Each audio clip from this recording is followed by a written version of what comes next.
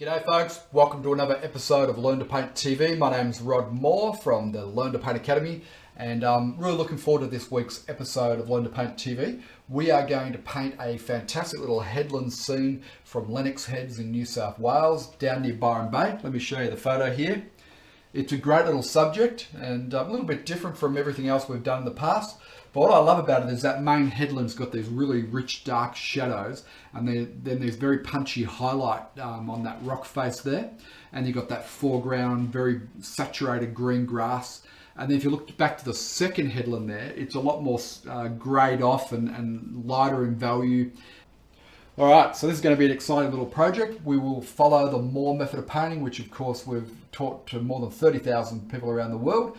And it's all about simplifying the process right down. So we're going to do step one. In step one, our objective is to do a drawing to get these big shapes here mapped out on our canvas. I'm using a 9x12 canvas panel. Okay, so step one, we're going to start out with our medium to small brush here, a little flat brush. We're going to get our big shapes mapped in. So a little bit of water, and I always like to get a little bit of this blue and red, okay, and just mix up a little dark puddle there. Doesn't matter what the tone is, but the important thing here is we need to start out with very loose paint. So I'm going to add plenty of water to that because this is a drawing we don't want to show through later on. So this is like ink-like consistency here, okay? We don't want thick paint, especially if you're using oils or water mixable oils, okay? You want that paint to be very loose. There's our foreground there. Now notice I'm not trying to draw neat lines here. I just want to get a rough idea as to where the shapes are going to go, right? Where the shape's going to sit. Now, for this main headland here, it sort of runs back into there, okay? I'm not going to take it all the way to the end, even though my photo's showing that. That's just the way I've sort of cropped it in here, but that's okay. And then it runs up on a hill like that, and we've got this bit that comes in here. So that's our second big shape there, right? That headland. Okay, that's all sort of in shadow there, and we've got shadows all through in here. Okay, pretty simple. This is our sort of center of interest right here. You know, we look at the one third mark. This is where our main concentration is going to be, right here. I'll put an X there so you know, and that's where we're going to make our strongest contrast and highlights are going to sit right there, in theory, right? Well, hopefully that'll work out. Now, we've got a little tiny bit of beach just there, and then this one runs through here. That headland there is, so now make sure you keep this in perspective. This is way off in the distance here now, right? So it's going to sit there. Our next step is step two of the Moore method of painting. And in step two, what we want to do is get colour into the painting. But we want to get colour in such a way that we're going to paint in, first of all, we're going to paint in our darks, right? So we're going to start off with the shadow tone, the dark tones in this painting. And every object in a painting has to have a dark tone, a mid-tone, and a highlight tone in order to create a sense of realism to it, right? So that's what we're going to do. I'm going to keep this paint fairly thin again. So I've got my crusty old big flat brush here. Dip it in some water. We'll get some of that ultramarine back into the same puddle here. Okay. We'll get some more of that permanent alizarin crimson into there. You can see that it makes a nice dark. However, it's going to be a little bit on the purple side. So what that means is we'll just take just a tiniest little bit of yellow. Okay.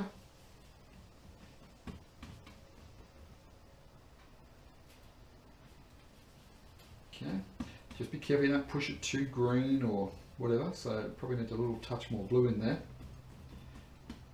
And yeah, so keep in mind what I'm trying to achieve here is we get our darks painted in, okay?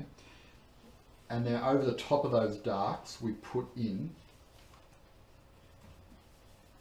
our midtones and our highlights. So let's just come in and just block in this whole of this main headland here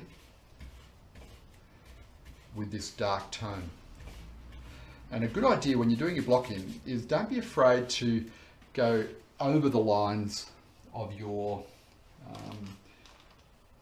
of your shape.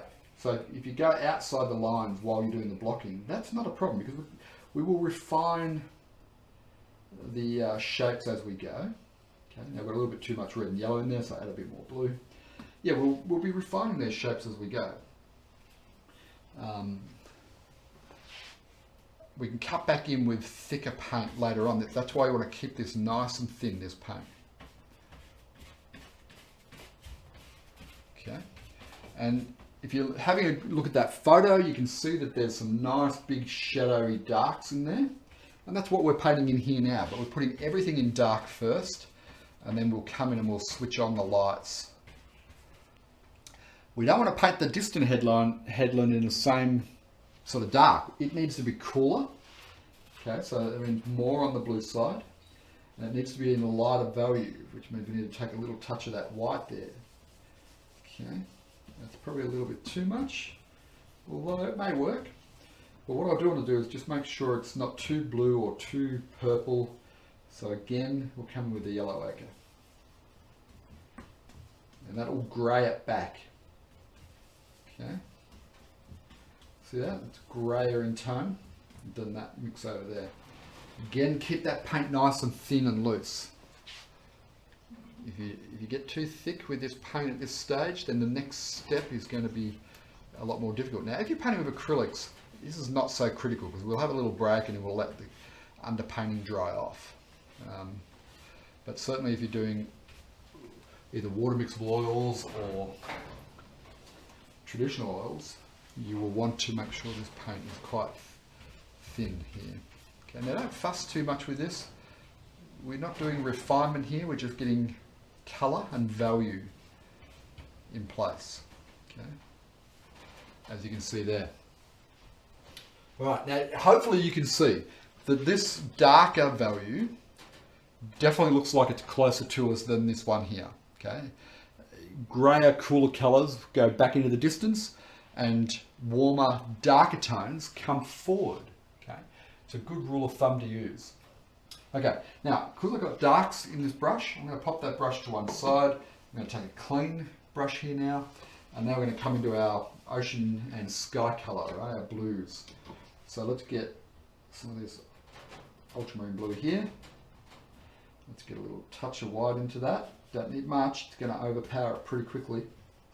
Okay. Perhaps just a tiniest little touch of the yellow ochre.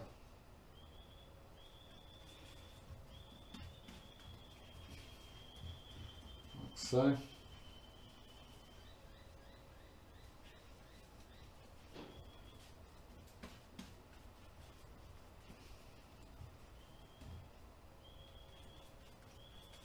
That looks like a good tone there.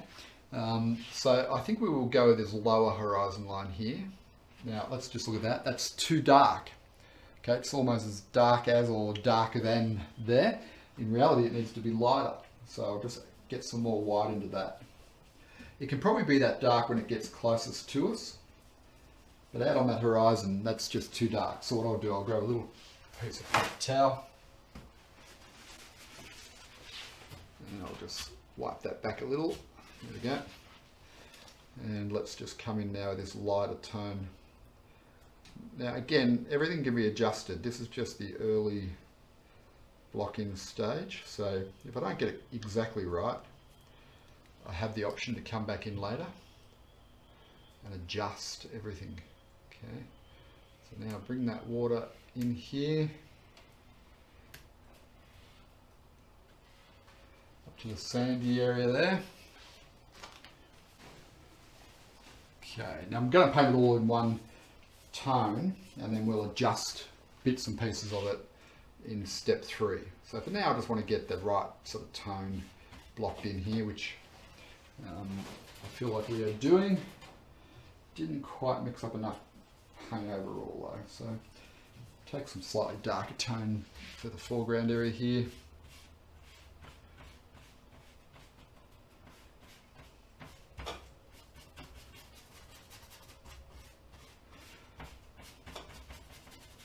Okay, sort of scrub that paint in. I don't have any problem with using a bit of a scrubbing technique. And there you go. So that painting's starting to take some form and some shape. Okay, something like that. Now I'm going to go slightly thicker paint here now because there's not a lot of sky there. I don't really want to have to come back and work back into it, to be honest. So if I can do this in one sort of attempt, then I'll be happy. Okay.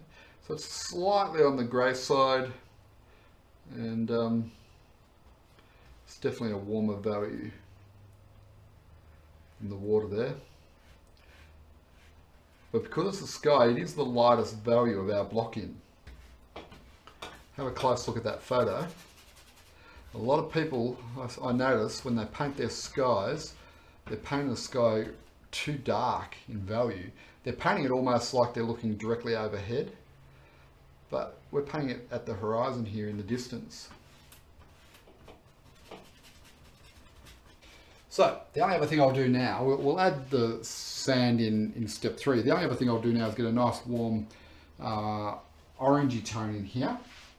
Why orange? Because it's, reddy orange is going to be the complement of those bright greens.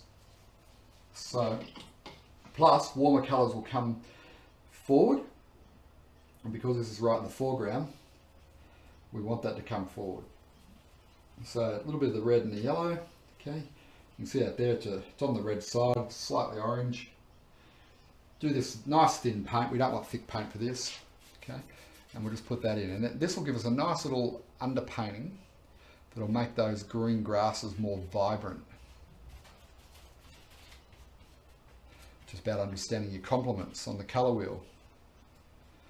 So if you struggle with colour, then having this limited palette is definitely a good idea to help you learn. But I also recommend try out our colour mixing course, where you learn a lot about different aspects of colour and so on. Now, I don't like this being that sort of line there like that. So what I'm going to do, I'm just going to push up some of this, break up that line a little bit. And perhaps we introduce a bit more of a bush in that corner there, which there is in the photo. Okay, folks, well, that's the end of step 2. And I think we're making pretty good progress here. It's coming along nicely. I've got all the main elements in there. We talked about 5 big shapes before. We've got big shape 1, 2, 3, water is 4, sky is 5, right? And all we've done is block in the right colour, the right value, and the right temperature and saturation. We've got that more grayed off in the background. And I think we're on track. It's going to turn out to be a good little painting. That's a great subject to try. It looks complicated, right? But as you'll see, it's probably not as complicated as it looks.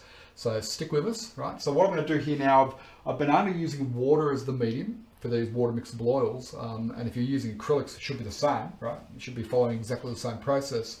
What we need to do now is just let this dry off. And because it's water mixable oils, what will dry is the water.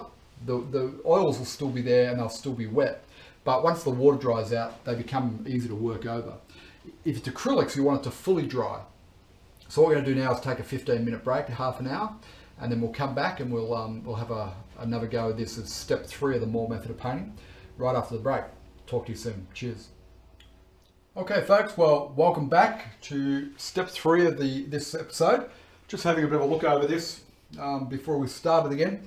And I think the one thing that probably you need to tweak here is I've made the water too blue, but that's perfectly fine. We can easily adjust that.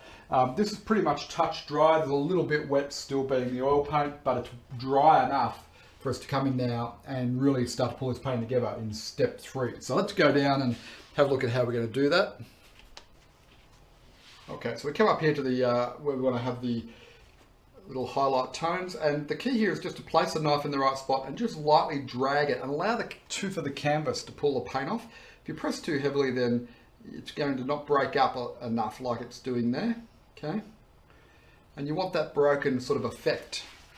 Now that's a little bit on the red side, so we'll get some more yellow into that mix. We'll lighten it back a bit more as well. We want to create a bit of a variety of these different highlight tones. But see how that paint up on the board there has just broken up ever so slightly. And it creates that nice effect of rocks, jaggedy rocks on a cliff face. Okay, so again, we'll flatten it out, we'll take a ribbon of that paint there. Now there is a dark spot just in here, so I'll just work around that. And you don't, I'm not trying to get it perfect with the photo. I'm just using the photo as a little bit of a reference, but that's about it. You know, I'm going to keep this quite loose, and all I want to do is just get a representation of the rock faces there, don't I? I don't want to laboriously try and paint every rock and every crack in here. You can if you want, right? That's up to you. But the style that I like is a bit looser and more impressionistic than that. So it doesn't serve my particular end to get too much into the details.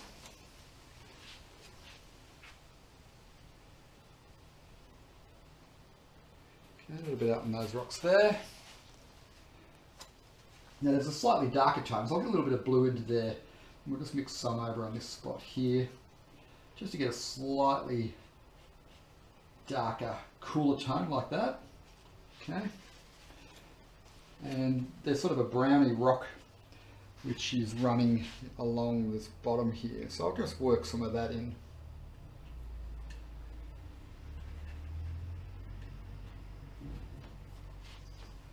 And go for this small brush here. And we've got quite a punchy little grass tone there. So get some blue and get our yellow ochre.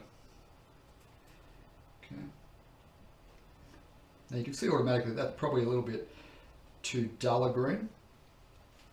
I'll put some of that in there just to get us started, like in here. But it needs to be a little bit more vibrant than that, just to indicate that light being on it.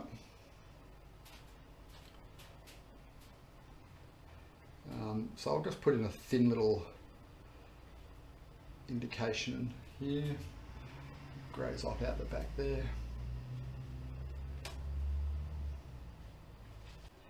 Green, little tiny little pinhead of the white in there. Okay.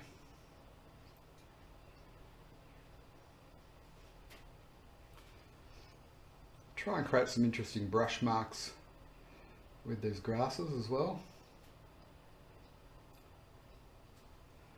I mean, all down through here is all quite vibrant green.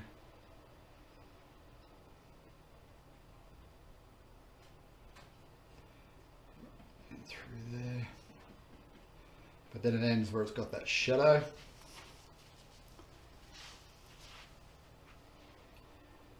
Okay. Continue to run this out the back. I probably didn't even need to put that greyer tone on, I don't think.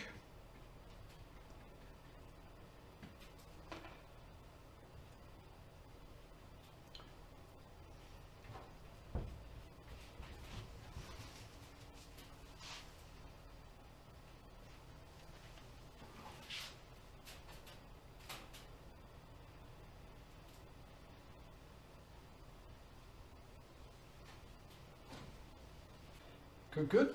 Let's get in that foreground grass now. So we'll take even more of that cadmium yellow, put that there, get a little bit of the yellow ochre, a little bit of the red just to warm it up a little.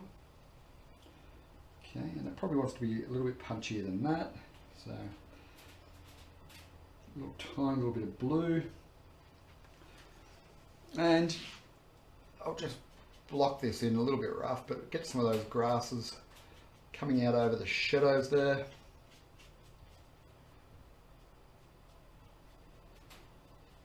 Just to create a bit of an overlapping effect.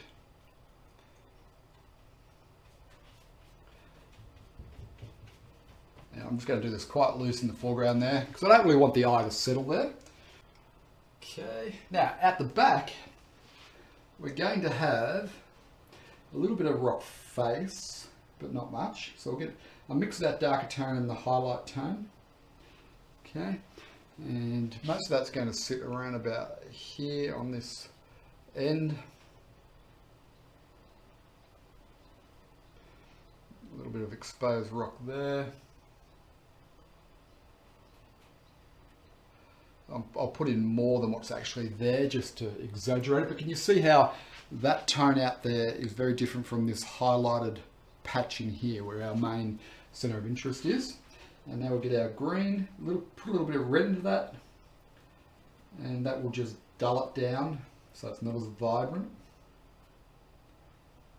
Okay. Because it's way off in the distance. Can't be the same vibrancy as the main headland, otherwise it'll just won't work. Okay, so we run this green in, leave a lot of that shadow tone underneath to come through.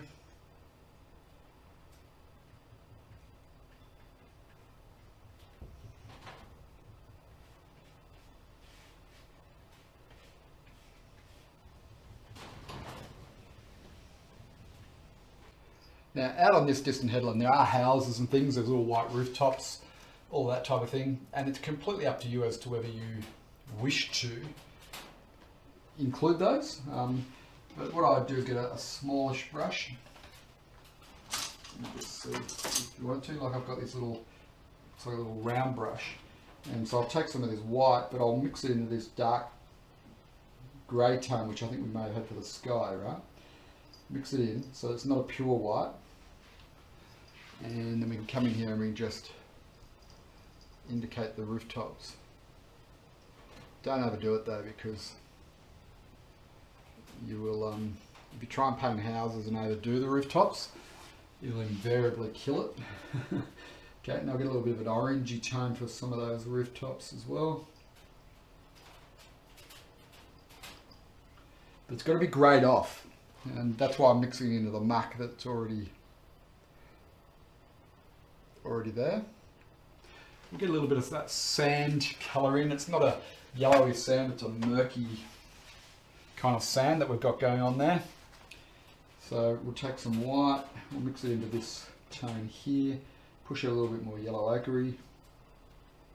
Get a little bit of that. There we go, that looks like it.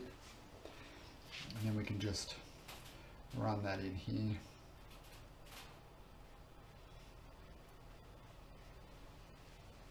Now, let's fix up that water. Way too blue. Okay, so let's start again. We'll take our blue, we'll pop that there. Take a big chunk of this white. We'll get a little bit of the yellow ochre in there. Not too much at this early stage. Mix that up. And you can see the white's overpowered that blue there, right? One of the things with white, it can be very overpowering with certain colours. So you just got to know how much white to use. Okay, so we'll come back and now we're getting closer to a tone that might work. Pick up a little bit of that green from the foreground grass. Okay, because what the mistake I've got up there is that it's just a little bit too happy green, blue. It's like it's come out of the tube kind of blue. And see that? That's just a little bit flatter, a little bit duller, but it will work better, I think. And we just need to cut up in there.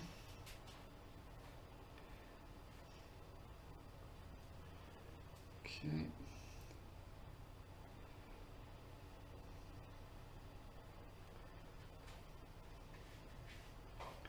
And I really should be making the water flow that way. Just got to be careful here now. Probably should have done this first and then put the headland grasses on after that. But hey, we didn't, so we just have to make the best of how we've got it, which is not that difficult. Just got to concentrate a little bit more around that wet grass.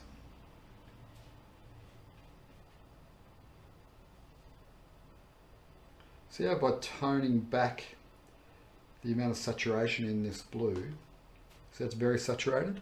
This is toned back. It's got other colours in there. It's not just blue out of the tube. But what was happening is, because it was very vibrant and strong, the blue previously, it was competing with this headland, which is where we want to have the strong, vibrant tone. Now, as I dull it back, the headland's going to pop out even more.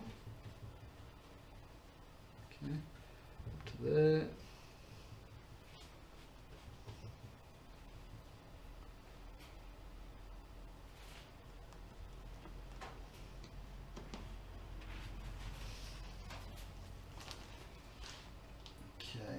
Add a little bit more yellow ochre into that now. As it comes around closer to us, we'll get it a little bit greener. A little bit more of that in there.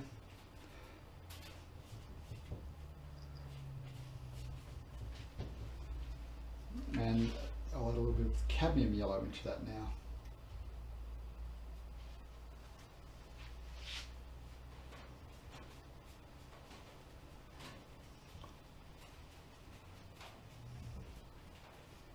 And don't worry if you haven't painted that perfectly, because we've got some white to go in there. All right, so it's looking quite good now. It's not got much more need to do, you know, from the point of view of getting a little demo going. We're very close to having a little finished demo here. I don't like the way I've created this roundedness here, so I need to just break that line a little bit. Okay, just so it's not such a perfect line there. You've seen the basics of how to put this painting together, and that's what we're all about at Learn to Paint TV, is to help you get just the basic steps, and then the rest of it's just practice, right? Just a little bit of finessing here and there. So I've got this white. I'll pick up just a little bit of that grey there, just to tone it back ever so slightly, and we'll just run that into there. Don't allow it to become too strong, the white.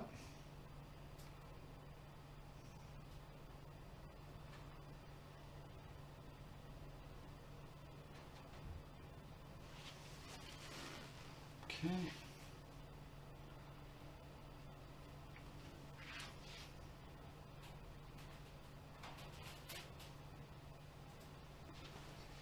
So the wave's coming in there. And then we've got in here, we've got white foamy water there, we've got a crashing wave right there.